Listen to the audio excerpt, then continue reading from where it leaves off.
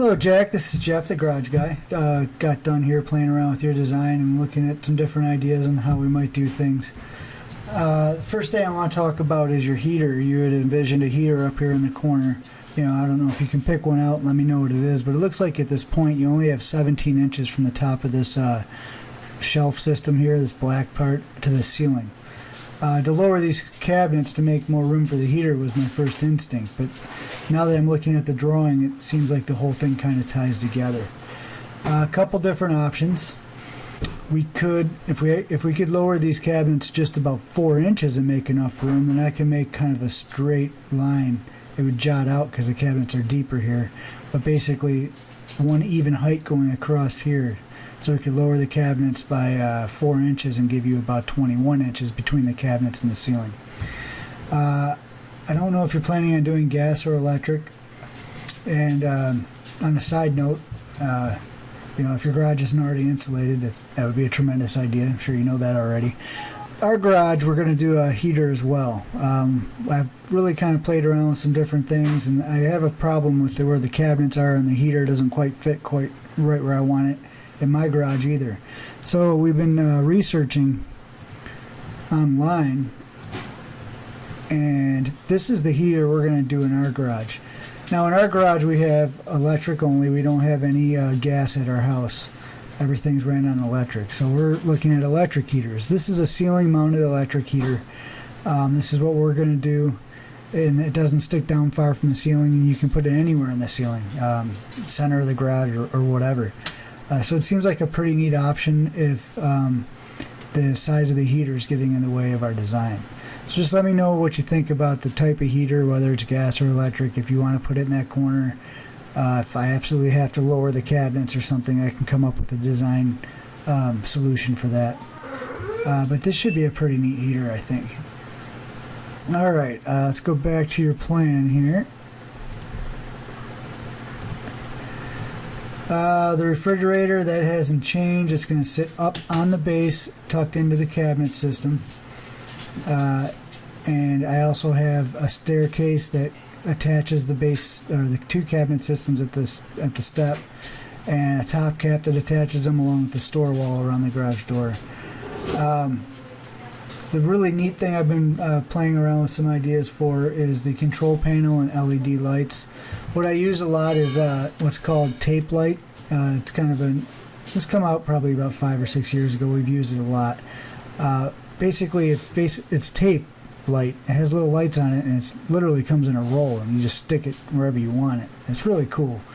And here's what I'd want to do with yours. Let's say this is a top cap here that goes on top of the cabinets. So I made this drawing. Basically what you can see here is it recesses down about 1 inch, and you put your items up here on this white surface. Now you can't see the white surface from down below. It's just there to add to the light that happens up here. So if you take this and turn around and we zoom in, what I want to do is I want to take this tape light and I want to put it around the inside perimeter of the shelf. So now when you turn the light on, with that toggle switch, you're going to make those items really pop up there, and you're not going to see the source of the light. I think that'll be pretty cool.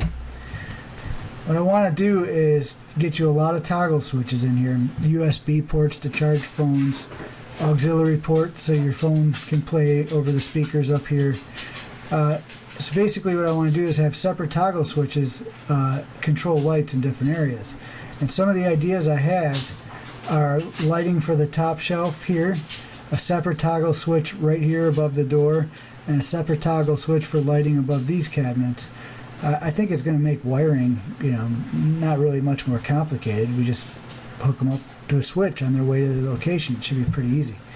Also, we can do light up underneath or above the TV if you want. We can do some strip lights, but especially where I want to do them is I believe we could adhere them to the bottom of the TV. Depending on the shape of the bottom of your TV, you might not even be able to see these lights, and you hit this toggle switch and the light will come from the TV, bottom of the TV, and light up your workbench. I think that'll be really cool. With the outlets, I want to do, say, 2 outlets. And in our house that we're remodeling right now, we've been using outlets with integrated USB ports, so I think that's a pretty neat idea. and we could still, I believe, get the diamond plate covers to kind of match everything back here with that.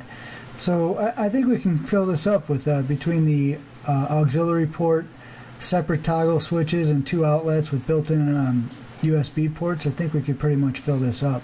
And of course, any ideas that you come up with would be great on that too. So that's what I want to do with the cabinet system. I guess I should have mentioned I have worked on pricing for all this stuff. I'm going to send that to you in the same email I sent this video. Up here, a reminder, is a custom-made speaker grill cover, I guess, that mesh. So you'll be able to pop that off, probably be magnetized. I have plenty of magnets I like to work with for stuff like this.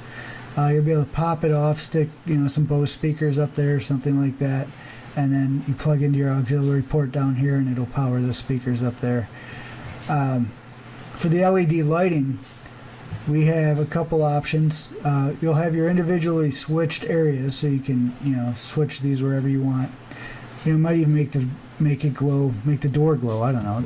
I've got enough in the budget to where I can get a couple rolls of this stuff, about 32 feet of it, and we can put it pretty much wherever you want, as long as it's within the cabinet system, where it gets a little more complex. So that's all I can think of here with the cabinet system. Of course, I'm sure there'll be a lot we can talk about.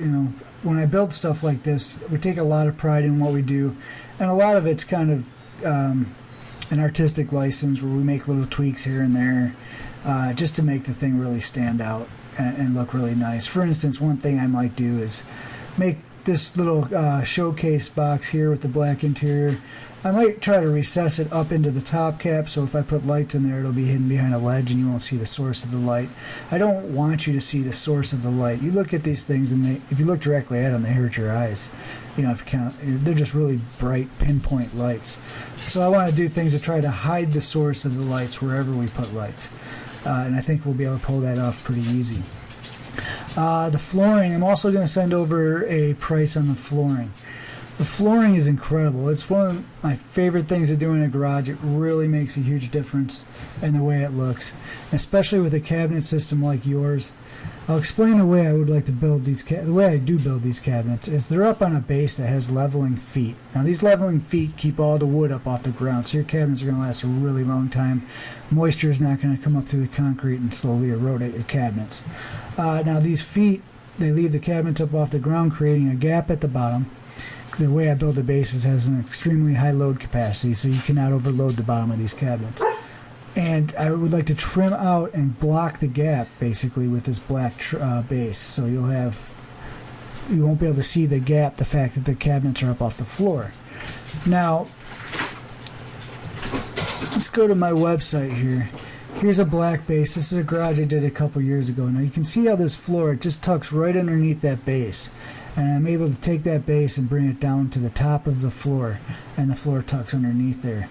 And what's really neat about that is this floor, and I can show you more about this in person, traps dirt. Dirt doesn't migrate. Dirt doesn't migrate to your cabinets. Your garage stays extremely clean for a long time. I don't typically recommend black and white tiles, as they're not the easiest two colors to keep clean. We usually do silver tiles. See if I can find another picture of the tiles. The ones I have in your drawing are these silver ones here, and you can kind of see the same situation. In this case, what I did was I built the base, put in the floor, tucked it under there, and just used white trim around it. Well, with your design, I want to do what I did here, and I want to take these and basically scribe it to the shape of the floor and make the black come all the way down, just to give it that really clean look. It makes a big difference. It looks really sharp. So that's what I want to do. I want to see if there's another picture here I can show you real quick. It has to do with the drawers with the dividers. Since I'm here, you can see this floor tucking in underneath this brown base. This is a tan setup here.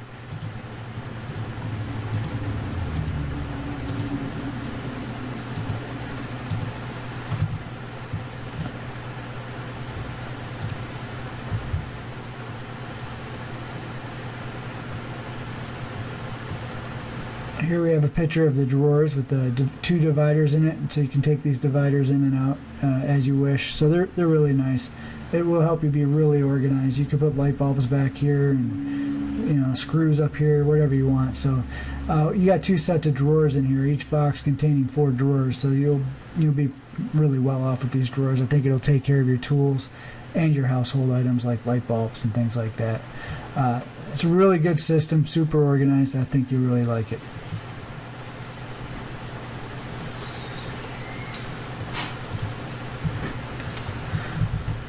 So what I'd like to do is, maybe get with you maybe next weekend or something and start talking about some details. I'll send a price over for all this. I'll price out the floor separately. And if you want to make any tweaks, just let me know. And of course, I'm sure you'll have questions and we'll have ideas to exchange back and forth. But I believe for the most part, this price that I'm sending over will cover, pretty much everything we do in here, unless we go to extremes with something. It should cover plenty of cool switches and outlets, assuming that the electrician ran wires over there. We'll run all the low voltage wires through our cabinet system, so the electrician doesn't have to worry about any of that. We will need an outlet in a cabinet where we can put the transformer for the LED lights, and then the transformer, the wires run down from the transformer into this control panel to their switches and then off to their various locations. Also, you have the choice, if you want, we can make these lights change color via remote control. If you want to change colors, I think you get the best bright white light when we just go with straight up white light. You can get your choice of how many K you want, meaning how blue versus yellow the light is. I think we usually use something that they call a natural light, which is a real good medium. So there's some options there for you to pick out. I hope I didn't bore you with the video, but yep, check out the quote and let me know what you think, and we'll get together. Thanks.